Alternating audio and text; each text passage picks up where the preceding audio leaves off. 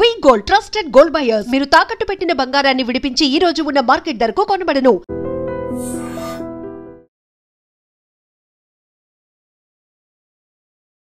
Welcome to ఎడ్రీమ్ news. This is Pavan. Present అయితే నిన్న భారీ వర్షాల కారణంగా మెయిన్ రోడ్లు మొత్తం బ్లాక్ అయిపోయి మ్యాన్ హోల్స్ మొత్తం నిండిపోయి ట్రాఫిక్ దాదాపు 3 గంటల ప్రయాణం చేసే ఆ విధంగా ట్రాఫిక్లు ఉండడం జరిగింది కదా. సో సిటీలో గచ్చిబౌలి ఇలాంటి మణికొండ ఇలాంటి ఏరియాలలో బాగానే అపార్ట్మెంట్స్లలోకి నీళ్ళు వచ్చింది, కానీ అందరూ దాని గురించే మాట్లాడుతున్నారు. కానీ ఇక్కడ చిన్న చిన్న గుడిసెల్లో ఉండి వాళ్ళ జీవనాన్ని ఒక రోజు పూట పనిచేసి కడుపు నింపుకునే వాళ్ళ గురించి అంటే మరి నాకు ఒకసారి వాళ్ళ పరిస్థితి ఎలా ఉంటుందో తెలుసుకోవాలనిపించింది. అంటే అంత పెద్ద పెద్ద బిల్డింగ్లో ఉండే వాళ్ళే ఇన్ని ఇబ్బందులు పడితే ఒకసారి చూడండి మీరు. ఇక్కడ ఇటు సైడ్ పెద్ద బిల్డింగ్స్ ఉన్నాయి, దాన్ని ఆపోజిట్ చూసుకుంటే మాత్రం చిన్న చిన్న గుడిసెలు పరదాలు కట్టుకొని వీళ్ళు ఇక్కడ జీవిస్తూ ఉన్నారు. అంటే మనకి అంత బిల్డింగ్లో ఉన్న వాళ్ళకే వాన పడితే ఎంత పెద్ద ఇబ్బంది కలుగుతుందో ఇప్పుడు వీళ్ళకి అంత పెద్ద వాన ఇక్కడ వీళ్ళకే పడుతుంది కదా. సో వీళ్ళ పరిస్థితి ఎలా ఉంది, అసలు నైట్ పరిస్థితులు ఎలా ఉన్నాయో వీళ్ళని అడిగి తెలుసుకుందాం ఒకసారి. నమస్కారం అమ్మా, చెప్పండి అమ్మా. మరి నిన్న అంత పెద్ద వర్షం పడింది కదా, ఎలా ఉన్నది పరిస్థితి? నైట్ అంతా కూర్చొనే ఉన్నాం, ఇక నైట్ అంతా కూర్చొనే ఉన్నాం, మొత్తం నీళ్ళు వచ్చేసినాయి. మాకు చాలా ఇబ్బంది ఉంది సార్, మీరు ఏమన్నా అనుకోరు కానీ మేము ఎవరు వచ్చినా చెప్పలేకపోతున్నాం మేము. మాకు ఏదన్నా ఒక దారి చూపిదని చెప్తున్నాం. నైట్ అంతా వానకి లేచే ఉన్నారమ్మా? ఎంతమంది ఉంటారమ్మా పిల్లలు మీరు? నా బిడ్డే, నేను, నా మన్మడు, నా మన్మరాలు, అంతే. సో ఇబ్బంది ఎంతైనా. సో వాటర్ 4 బండలు ఇల్లు అయ్యా, 4 బండలు ఇల్లు, మేము 4 పిల్లలతో ఎట్లుండాలయ్యా. అట్లనే బాధపడుతున్నాం. ఇద్దరు ఇబ్బంది ఉందయ్యా, ఇబ్బంది లేని చెప్పలే. అందరు అంతా వాళ్ళు అయితే పక్కన వాళ్ళు అయితే కట్టెలు పట్టుకొని అట్లే నిలబడ్డారు. నీళ్లు వచ్చినాయి, కూర్చోలేకపోతారు కింద నీళ్ళతోటి, కట్టెలు పట్టుకొని నిలబడ్డారు. ఎంత కష్టమే కదమ్మా మరి. అంత పాపం.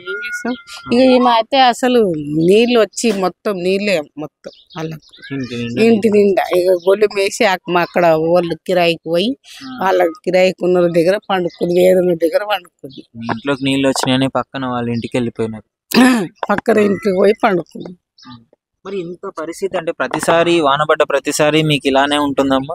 ఇట్లనే ఉంటుంది అయ్యా, మరి ఇంకెట్లుంటది, అట్లనే ఉంటాయి. ఏం చేస్తారు మీరు? ఏం చేస్తాం, ఇంక అట్లనే బాధపడతాం. తెల్లని దాకా ఉండి పొద్దుంతా ఊడ్చుకొని జరసేపు ఒరుగుతాం, అంతే. ఏం పని చేస్తారమ్మా మీరు? నేను అయ్యా ఇళ్ళలో పని చేస్తా. ఒక రోజు పని చేస్తేనే మీకు 3 పూటలు తిండి. ఇక వాళ్ళు పెట్టింది తింటాం, ఎంతో అంత పెడతారు తింటాం, అంతే. ఉన్ననాడు వండలేనాడు అంత వండుకుంటాం, రాసిన బియ్యం వస్తాయి ఎంత వండుకుంటాం. సో మరి ఏంటి మీ పరిస్థితి ఇప్పుడు? ఏం కావాలని కోరుకుంటున్నారు? ఇల్లు కావాలి, ఇల్లు ఒకటిగా అయితే ఇల్లు ఇస్తే బాగుంటది. సో వానపడ్డ ప్రతిసారి మీకు ఇదే ఇబ్బంది. కరెంట్ ఉంటుందమ్మా మరి కనీసం అంత?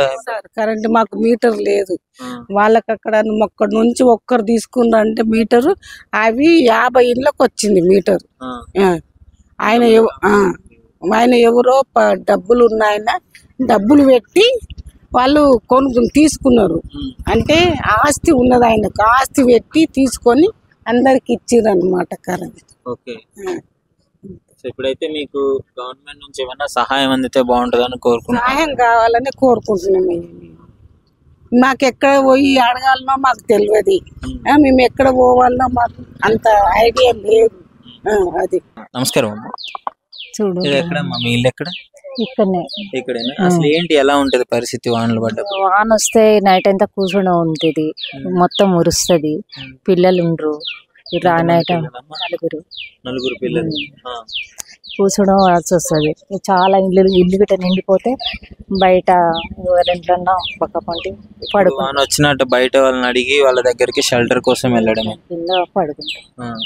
మరి బాధ అనిపించదమ్మా అట్లా వానలు వచ్చినప్పుడు పిల్లల్ని తీసుకొని ఒక దగ్గరికి వెళ్ళి తలదాచుకోవడం? దానికి మా బాధ ఎవరికి చెప్పుకోవాలో అర్థం అవుతలేదు.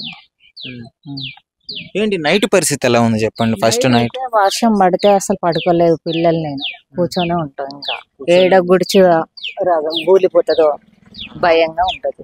అదే అదే ఒకసారి ఇల్లు చూపిస్తారా మాకు? దాన్ని ఇక్కడ ఇంత హైటే ఉంది కదా, దీని మీదకి కూడా నీళ్ళు వచ్చేసినాయి.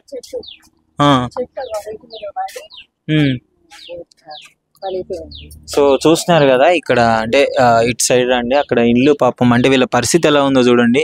ఆ చెట్టు పెద్ద కొమ్మ ఇది కుంగిపోయింది, కుంగి ఆ రేకుల మీద పడిపోయింది. పాపం వాళ్ళు నైట్ అంతా నిద్రపోకుండా ఇక్కడే ఉన్నారంట. ఒకసారి మీకు వాళ్ళ ఇల్లు కూడా చూపిస్తాను, ఎందుకంటే క్లియర్ గా మీకు చూపిస్తేనే వీళ్ళు ఎలాంటి పరిస్థితుల్లో ఉన్నారో మీకు అర్థమవుతుంది. బోర్డు అంతా తడిసిపోతుంది, షార్ట్ వస్తుంది అని భయంగా ఉంటది. ఇంకా పిల్లల్ని తీసుకుని బయట ఇక బిల్డింగ్ కిందనో ఎన్నో పడుకుంటాం. మరి వాన పడ్డంతసేపు ఎక్కడ ఉన్నారు? ఇక్కడే ఉన్నారా? లేదు, బయటకి వెళ్ళాం, మళ్ళీ షార్ట్ వస్తుంది. నీళ్ళు వచ్చేసినాయి ఇక్కడ ఎంత వచ్చింది ఒకసారి, ఏంటి నీళ్ళు మొత్తం నిండిపోయింది. ఇక్కడ మనకి చేమ తెలుస్తుంది కాలు పెడుతుంటే, మరి పొద్దునకి దిగిపోయింది. దాదాపు ఎంత లోతు వచ్చిందమ్మా ఇక్కడికి? వచ్చింది ఇక్కడ దాకా వచ్చింది, ఇక్కడ వరకు వచ్చింది. మరి ఎట్లా అంటే ఏంటి పరిస్థితి? మీరు ఏం కావాలని కోరుకుంటున్నారు? ఇంత చిన్న ఇంట్లో మీరు ఇంత మంది ఉంటున్నారు, సాయం కావాలి. ఏం చేయాలి? సహాయం కావాలని ఉన్న వాళ్ళ దగ్గర నుంచి కోరుకుంటున్నారు. ఎప్పుడన్నా వరదలు వచ్చినప్పుడు మరి కరెంటు ఇదంతా ఇబ్బంది కదా మీకు, వస్తూనే ఉందా మంచిగా? ఎవరు పట్టించుకుంటలేదు సార్, ఎక్కడికి వెళ్ళాలో అర్థం అయితే. ప్రభుత్వం మీకు మంచిగా సహాయం చేస్తా చెయ్యి సార్, మీకు దండం పెడదా. పిల్లలు ఉన్నారు, 4 పిల్లలు, మీరా 5? మొత్తం 5.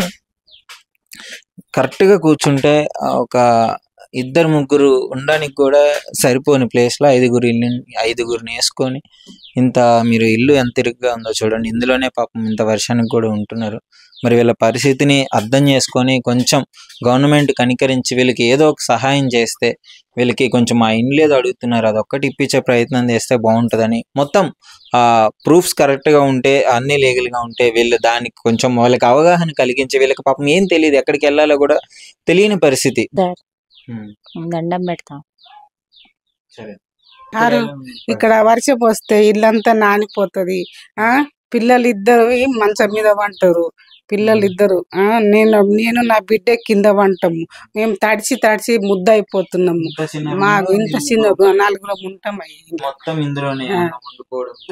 అన్ని ఇంట్లోనే ఉన్నాయి మాకు. ఇక బాత్రూమ్ కూడా లేవు, ఏమీ లేవు. ఇంత చిన్న రూమ్ లో మేము ఎట్లా ఉంటున్నామో దేవునికి ఎరక. మాకు ఇండ్లు కావాలని చెప్తున్నాయి. చెప్పండి అమ్మా, నైట్ వాన పడింది కదా, సో ఎట్లా ఉంది అసలు, ఏంటి, ఎంత లోతు నీళ్ళు వచ్చినాయి రోడ్ల మీదే? మీ దగ్గర ఎలా ఇడికిడికి వచ్చినాయి, నీళ్ళు వచ్చినాయి, అంతా కొట్టుకుపోయినాయి కూడా. కొన్ని నా గిన్నెలు అవి కూడా కొట్టుకుపోయినాయి. మాకు కూడా మా వసతున్నంత కాడికి ఇంకా కాపాడుకున్నాం, పెట్టుకున్నాం, ఇంకా అంతేనండి. మరి ఎట్లా ఇంట్లో పిల్లలు ఉంటారు, కరెంట్ ఉండదు, అంటే ఎట్లా ఉంది పరిస్థితి నైట్? ఇంకా కారుతాయి, గుడిసెలు కారుతాయి మట్టగా. మాకెవరు లేరు కూడా, మాది ఎవరు పట్టించుకుంటలేరు కూడా. ఇన్నేళ్ళ నుండి కూడా ఇక్కడ ఉన్నాం కానీ మామూలు ఎవరు కూడా పట్టించుకుంటలేరు. ఇంకా అంతే. పిల్లలు ఉంటారు, చిన్న పిల్లలు ఉండరు. చిన్న పిల్లలు ఉన్నా కూడా ఇంకా మంచాల మీద కూర్చోబెట్టుకుంటున్నాం. మేము ఇంకా కింద నిలబడుతున్నాం, ఇంకేం చేస్తాం చెప్పు. ఇటువంటి స్టూల్ వేసుకుంటున్నాం, దాని మీద కూర్చుంటున్నాం. కూర్చొని ఇంకా వాన తక్కువ అయినాక నీళ్ళు అన్ని ఎత్తి పోసుకున్నాక ఇంట్లోకి పోయి పండుకుంటున్నాం. నైట్ అంతా నిద్ర ఏం లేదు, ఇంకా మాది ఇదే గతి. ఇంకా ఇప్పుడు అంటే ప్రతిసారి ఇంతేనా? ఇంకా మీకు వానబడ్డ ప్రతిసారి ఇలాంటి ఇబ్బందులు? ప్రతిసారి కవర్ అది ఇది కొనుక్కొచ్చుకోవాలి, వేసుకొని పెట్టుకోవాలి. ఇంకా ఎట్లా మీరు ఏం పని చేస్తుంటారు? మేము ఇంకా ఇదే కూలి పని చేసుకుంటాం. ఇంకా ఇప్పుడు వానలు పడ్డప్పుడు కూలి బంధు, ఇంకా ఉన్నది తింటున్నాం, లేని మరసం పోకుంటాం. మరి ఎట్లా ఏంటి మరి? ఏం చేస్తాం చెప్పు, ఎవ్వరు లేరు కూడా పట్టించుకునే వాళ్ళు. ఇంకా ఏమన్నా మా రెక్కల కష్టం ఏం తింటున్నాం, ఇంకా అంతే సంగతులు. ఇంకా ఉపాసం ఉంటున్నాం, పంతున్నాం. నైట్ అంత వర్షంలో ఇంట్లో సామాన్లు కొట్టుకుపోయేంత వాన వచ్చింది కానీ ఎవరు వచ్చి ₹1 సాయం చేసిన వాళ్ళు ఎవరు లేరు, ఎవరు మమ్మల్ని నటకాయించేటోళ్ళు ఎవరు లేరు.